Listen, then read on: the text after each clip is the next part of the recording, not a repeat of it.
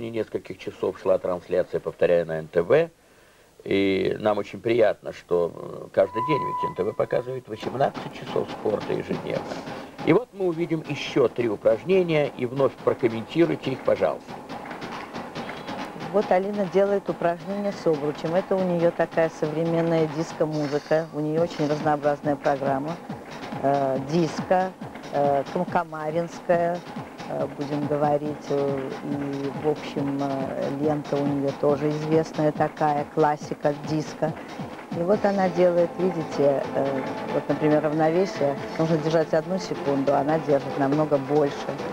Она делает все с запасом, и это очень приятно. Вот тоже уникальный элемент, который она делает с обручем.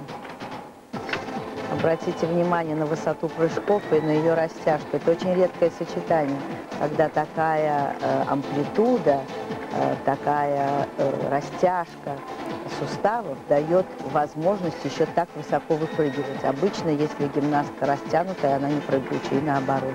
А здесь вот это, говорится, природа ей дала многое. От Бога она получила очень много. Но, правда, ей приходится очень выживать, потому что она склонна немножко к полноте, и она очень должна следить за своим весом. Но я думаю, с ее умом она будет держаться и все-таки станет звездой. Выступление превосходное. Мы видим сейчас повтор. И она выиграла соревнование